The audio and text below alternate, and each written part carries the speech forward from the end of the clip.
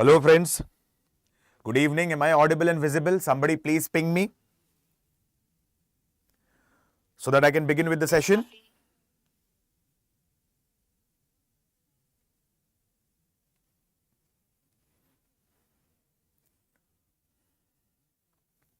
Yes guys, am I audible and visible? Somebody please ping me. Yes, good evening Bimol. Good evening Nivedita.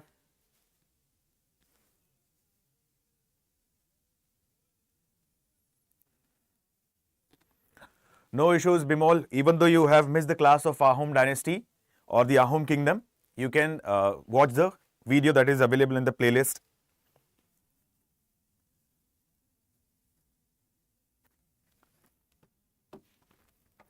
Okay guys, so today we'll start with the Mewar, and here as a part of regional kingdoms we are going to study about the Sisodia dynasty or Guhillas, particularly also referred as Maharanas of Mewar. Okay, so before I start the first session, before I start this session, please let me know who was the first Maharana. Yes, any idea? Just take a wild guess.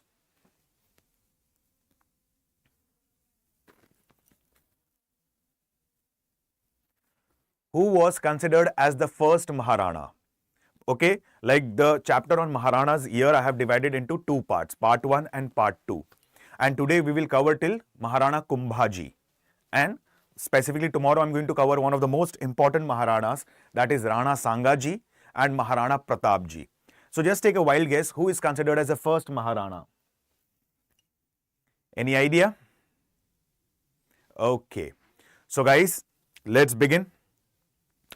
Mewar. Try to understand things in a very systematic manner. Like Mewar was an important, what we say, center of power during the time of the Delhi Sultanate as well as during the time of the Mughals. So in the region of Mewar, there was a dynasty that was being established which was referred as Sisodia dynasty. And Sisodia dynasty or Guhila dynasty, it was being established by Rana Hamir. Okay. So Maharana Hamir was considered as the first Maharana. Like unlike we have seen the different dynasties of the ancient India and medieval India, wherein I have used the word Raja or Maharaja. But the rulers of Mewar region, particularly the region around Chittor and Udaipur, use the title Maharana instead of Raja or Maharaja. Okay. So now, particularly speaking, let's start with the first Maharana, that is Maharana Hamir ji. Now, before we understand the condition of what we say Rajputana at that time, let's understand what was the role of Maharana Hamir, followed by Rana Kshetra Singh ji, then followed by Rana Lakha Singh. Okay. Now, Alauddin Khilji. We had studied about the expeditions of Alauddin Khilji in quite depth and detail. And I have also told you the story of Padmavat, written by Malik Muhammad Jaisi, which was particularly written in Awadhi language. Herein we have seen how Alauddin Khilji acquired the region of Chittor. True? So let's understand. Particularly speaking, Rana Rawal Ratan Singh ji was married to Rani Padmavati. He had one more wife referred as Rani Nagmati. Now it is said that Alauddin Khilji coveted upon Rani Padmavati and he wanted to marry her forcibly. In a deceitful manner, treacherous manner, he killed Rana Rawal Ratan Singh ji. Okay? And after killing Rana Rawal Ratan Singh ji, it is said that many women along with Rani Padmini, they committed Johar. That is self-immolation. The entire region of Chittor was being acquired by Alauddin Khilji, and Alauddin Khilji created a massacre in this region.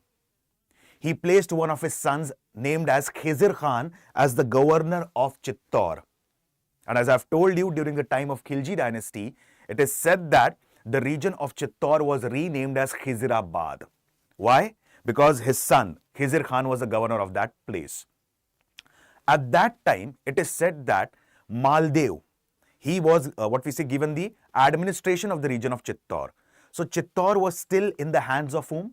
Chittor was still in the hands of particularly Delhi Sultanate's rulers, but precisely Khilji dynasty. Now let's understand. Now Maharana Hamir, he entered into matrimonial alliance with whom? Maldev. How he entered into matrimonial alliance with Maldev? I'll give you a very small example.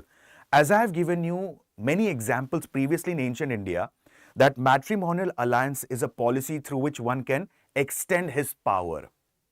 Isn't that so? I'll give you very small two examples of ancient India. Like if you remember, we had studied Mahajanpads. And we had studied two major Mahajanpads, Kosala and Magad Mahajanpad. Among the 16 Mahajanpad, Magad was the most powerful one. True? And since Magad was the most powerful one, entering into matrimonial alliance policy with Magad was considered as a matter of pride. So at that time, the ruler of Kosala, Prasenjit, he married his sister Kosala Devi to Bimbisar, the ruler of Haryanka dynasty of Magad. In this way, he strengthened his position. Let me give you a second example. Another important example was of Gupta dynasty. Like Chandragupta I, particularly Chandragupta I, he got Patliputra in dowry and he married Lichavi princess. So what happened in that case? Policy of matrimonial alliances played a very major role in strengthening one's position and power. So at that time, as I have told you, Alauddin Khilji had taken over the region of Chittor. And he had made Khizr Khan as the governor of Chittor, and the entire administration was being taken care of by Maldev Singh. Okay, Maldev. At this time, Maldev married his daughter to Hamir Singh. Raja, Maharana Hamir Dev. So what happened? This was not liked by Khilji dynasty. And hence, this person, Maldev, was removed from the administration of, yes, the region of Chittor, and he was given the responsibility of the administration of Merta. Okay. Now, many historians believe that Maharana Hamir Dev ji, he had led many expeditions to the region of Chittor, but in the initial days, he was not successful. There was betrayal by many of his nobles.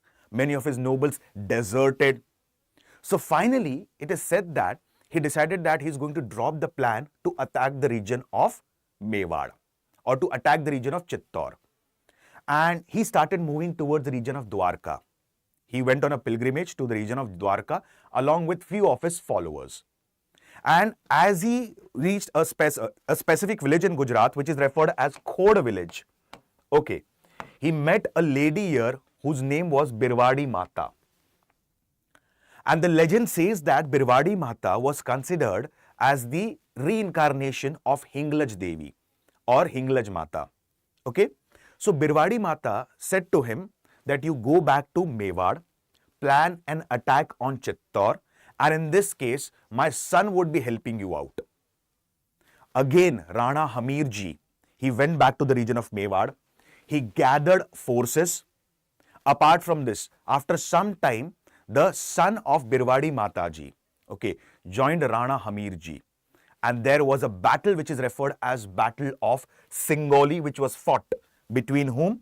Muhammad bin Tughlaq and Maharana Hamir. Because now the power has slipped from the hands of what we say Khilji dynasty, and it had come in the hands of Muhammad bin Tughlaq. So a fierce battle was fought, which is referred as Battle of Singoli. Singoli is located particularly in the region of Madhya Pradesh. Now, many historians believe that Muhammad bin Tughlaq, he was being imprisoned for the next 3 months in the fort of Chittorgarh by Maharana Hamir ji. Now, Muhammad bin Tughlaq was released on one condition, that you have to surrender the different regions such as Ajmer, you have to surrender Ranthambore. Apart from this, you have to give 100 elephants and 5 million rupees, that is 50 lakh rupees. So under this condition, it is said that Muhammad bin Tughlaq was being released by Maharana Hamir ji. So this is specifically about Maharana Hamir. Okay.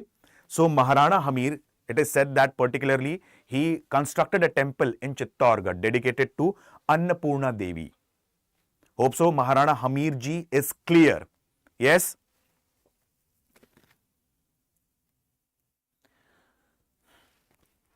Shreya, you have asked a question. What is the difference between Rana and Maharana? These are the titles.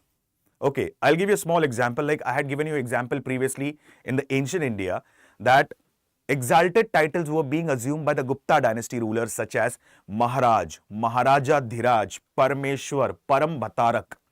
So Rana and Maharana, these were the titles assumed by the rulers of Sisodia dynasty or Guhila dynasty. Okay. So hope so Maharana Hamir ji is clear. Shall I move further? I'll repeat the points again within short. Listen to me very carefully. Maharana Hamir ji is considered as the first Rana or the first Maharana. Okay. Now he entered into the policy of matrimonial alliances by marrying whom? Daughter of Maldev. Who was Maldev? He took care of the administration of Chittor during the time of Alauddin Khilji. This was not liked by the Khiljis, hence this person was being transferred from Mewar to the region of Mirta. Okay. Now the power slipped from the hands of Khiljis and it went into the hands of Tughlaq dynasty. Now precisely during the time of Muhammad bin Tughlaq, Maharana Hamir fought battle which is referred as Battle of Singauli, in which Maharana Hamir ji emerged victorious and Muhammad bin Tughlaq had to face a humiliating defeat. He was being imprisoned in the fort of Chittorgarh for the next 3 months and he accepted that he is going to cede the regions of Ranthambore, Ajmer and so on. Apart from this, he is also going to give 5 million, that is 50 lakh rupees and 100 elephants and horses to Maharana Hamir ji. Okay. Now Maharana Hamir ji, he was succeeded by his son whose name was Rana Kshetra Singh. Okay. Now Rana Kshetra Singh, he defeated the ruler of Gujarat whose name was Zafar Khan. Guys, if you remember the session on Gujarat Sultanate, we had studied in quite depth and detail about the Muzaffarid dynasty which was being established by Muzaffar Shah. Do you remember that, guys? We have studied this in quite depth and detail. So Muzaffarid dynasty was being established by Muzaffar Shah. And in fact, Zafar Khan and Muzaffar Shah are the same person because Zafar Khan had assumed the title Muzaffar Shah. So Zafar Khan was being defeated by whom? Rana Kshetra Singh ji. Okay. So this was about the Rana Kshetra Singh ji. Then comes Maharana Lakha. Now, during the time of Maharana Lakha, it is believed that one more dynasty was being created which was affiliated to Sisodia dynasty. And that dynasty is referred as Chundavat dynasty. Now, what is the correlation between the Chundavat dynasty and the Chittorgarh region? Let's understand about this. As I've told you, the early Islamic invaders at that time were having an eye over the region of Rajputana because of its strategic importance. Now, after Rana Kshetra Singh came on the throne, his son Rana Lakha. And Rana Lakha at any cost wanted to protect his kingdom. And the best way to protect his kingdom was entering into the policy of matrimonial alliances. Okay. So there was a kingdom which is referred as Kingdom of Marwar. And at that time, the Kingdom of Marwar, it was being ruled by Ranmal. Okay. Now Rana Lakha entered into the policy of matrimonial alliances with Ranmal. And Ranmal, he had a sister named as Hansabai. So Ranmal agreed to marry his sister Hansabai to Rana Lakha under one condition. And what's that? The condition is the son. Okay? The son particularly of what we say Hansabai would become the next Rana. Then and then only I am going to marry my sister to you. To this was accepted by whom? Rana Lakha. At that time, Rana Lakha had one more son whose name was Chunda. And Chunda was the most competent enough. He was one of the most able Rana. He was one of the most able person who could sit on the throne of Rana. Okay? But what did Rana Ranmal say? Like the son of whom Hansabai would become the next Rana. So in that case, Chunda, he is not going to become the Rana. So what happened? Hansabai, after marriage, she started humiliating, she started what we say insulting whom? Chunda. Chunda left Chittorgarh and he said that I will never attack the region of Chittorgarh. but always I will be ready to what we say work for Chittorgarh. I'll always be affiliated with Chittorgarh, and whenever they require my help, I'm ready to provide that. And he formed an independent dynasty which is referred as Chundavat dynasty. So this is how Chunda formed Chundavat dynasty. It is associated, it is affiliated with Sisodia dynasty. Clear? So this is how Chundavat dynasty was being created by Chunda. Who was Chunda? Chunda was one of the sons of Rana Lakha. Clear? Do you want me to repeat the point, or did you understand that?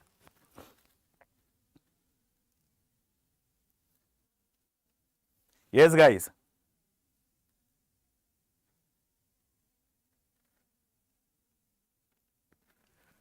Did you understood? I'll repeat the point again. Within short, just pay attention carefully. The first Maharana was Maharana Hamir. Okay? Maharana Hamir entered into the policy of matrimonial alliances by marrying whom? Maldev's daughter. Who was Maldev? Administrator of Chittor. Okay? Then, Battle of Singoli was fought during the time of Maharana Hamir ji. Battle of Singoli was fought between Muhammad bin Tughlaq and Maharana Hamir ji.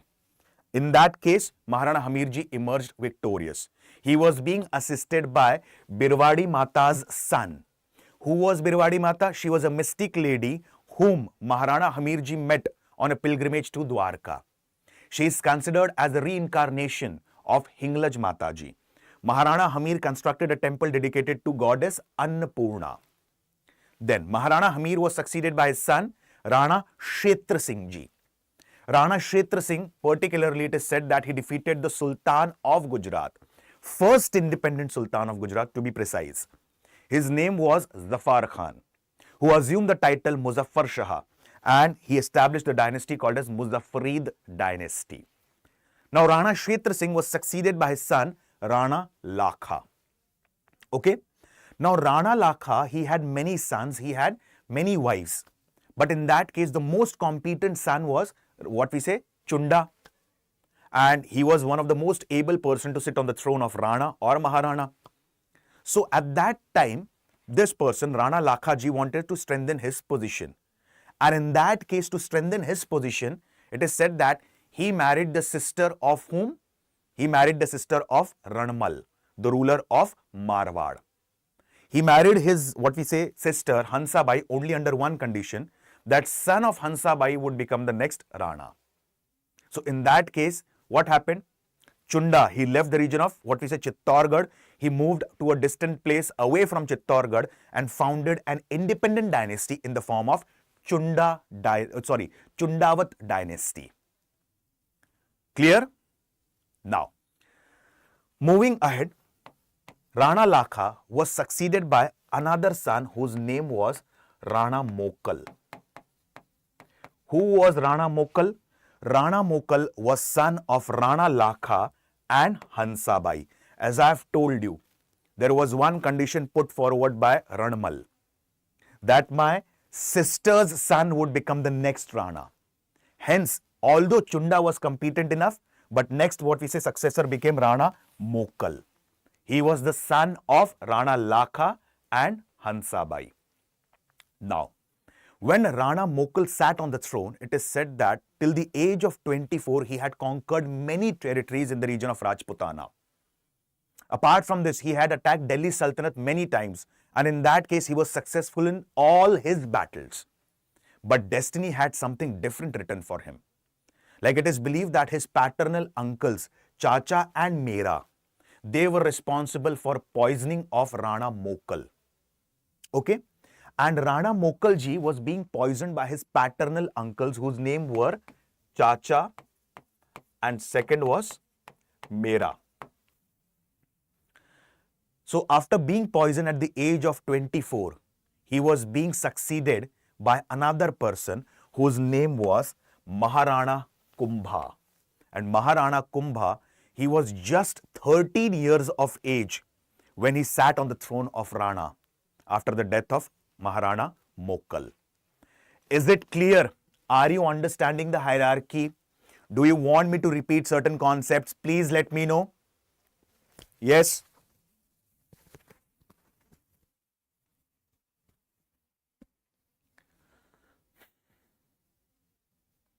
Did you understand? Maharana Hamir, Kshetra Singh Ji, Rana Lakha, after Rana Lakha, Rana Mokal.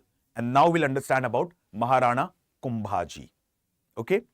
Now, as I've told you, Rana Kumbha Ji, he was one of the most successful warriors. He was one of the most successful military commanders.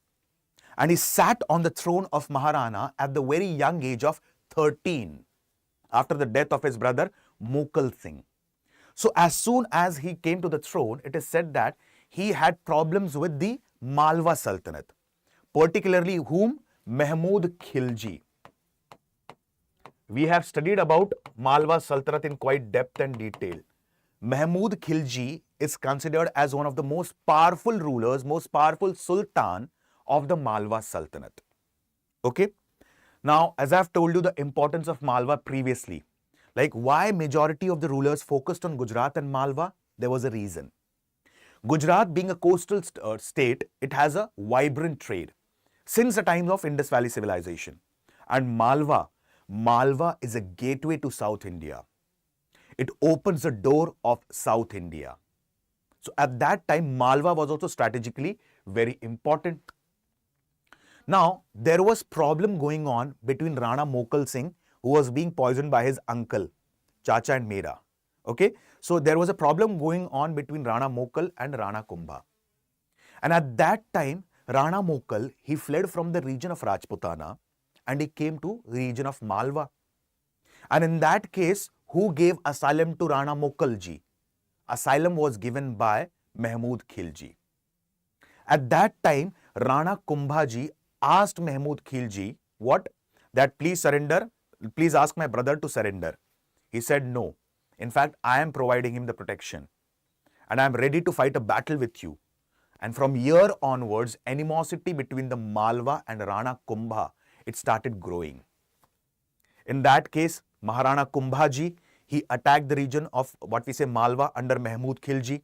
Mahmud Khilji had to face a humiliating defeat.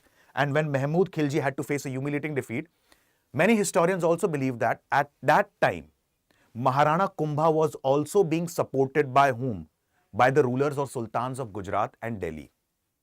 So Mahmud Khilji, it is said that he was being defeated. Like it was a very humiliating defeat for Mahmud Khilji. Okay. And it is said that he was not only defeated once, but he was defeated twice by Rana Kumbha ji. And after his victory, he constructed the tower of what we say victory, which is referred as Vijay Sthamb. Okay. So Vijay Sthamb was constructed by Maharana Kumbha. Why? Because of his victory over the region of Malwa, particularly after defeating Mahmud Khilji. One thing. Second thing, it is also said that he was given the title Hindu Suratranam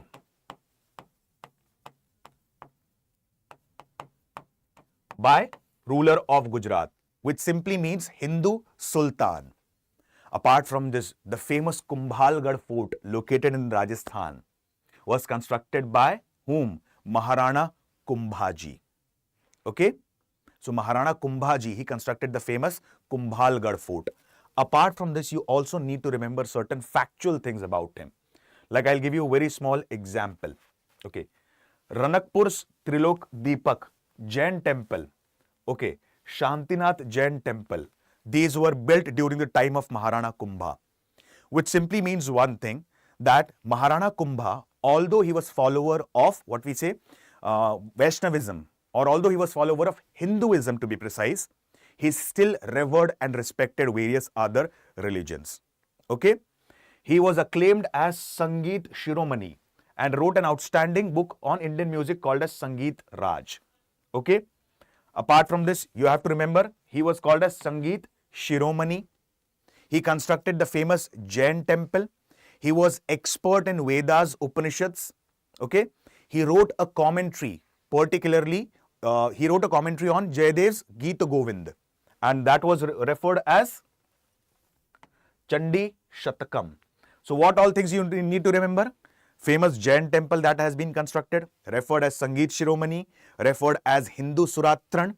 Apart from this, he wrote a commentary on Jayadev's Geet Govind, referred as Chandi Shatakam. Okay, guys? So this is majorly about the Rana Kumbha. So hope you understood the first part of the series of Maharanas of Mewar. Yes, guys?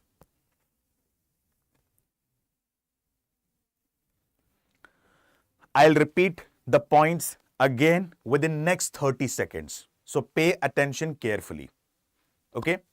First thing, that first was Maharana Hamir ji. Maharana Hamir ji was succeeded by Rana Kshetra Singh ji. Rana Kshetra Singh ji was succeeded by whom? Rana Lakha. During the time of Rana Lakha, there was creation of another dynasty by one of his sons whose name was Chunda, and he created Chundavat dynasty. He was being succeeded by whom? He was being succeeded by Rana Mokal Singh. And Rana Mokal Singh was being killed by his uncles, that is Chacha and Mera. Finally comes who? Rana Kumbha. Rana Kumbha, he defeated Mahmud Khilji. He was given the title Hindu Suratran. Sangeet Shiromani, famous Jain temples were being constructed during his time. Due to victory over Malwa, and particularly after defeating Mahmud Khilji, he constructed Vijay Stambh, Victory Tower at Chittorgarh. Apart from this, he also wrote a commentary on a Jayadev's Geet Govind. Okay, guys? So tomorrow we are going to study in depth and detail about Rana Sanga. How Rana Sanga came to power. Rana Sanga, like books of history, only mention that Rana Sanga fought a battle of Khanwa with whom? Babur. But there is one more battle which was fought with Babur, which is referred as Battle of Bayana, in which Babur and his forces were being defeated. So it is not only that Babur emerged victorious particularly. Okay. So we are going to study about all these battles tomorrow. Hope you understood, guys. So Resolution GS Foundation Batch P2I, Prelims to Interview.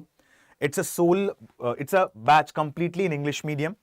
And in that case, it will be a lot of help for the aspirants, particularly from northeastern part of India and southern India. All the subjects are here covered, like history, geography, polity, economy, answer writing, essay writing, focus on current affairs, Yojna and Kurukshetra. Apart from this, complete coverage of CSAT. Okay, and the fees is quite affordable, that is 999. Okay, 9999. Getting the points clear? Admissions will be closing very soon on 20th of July. Okay, so fees is also very pocket friendly. So you can use the code that is flashing on your screen, that is Alok Live. I repeat the code Alok Live. If anyone has doubt, they can go for a counseling by calling on the number that is flashing on your screen, guys. Okay, hope you understood the Maharanas, guys. Okay. So with this, I'll stop my today's session. Thank you and have a wonderful day. Bye-bye.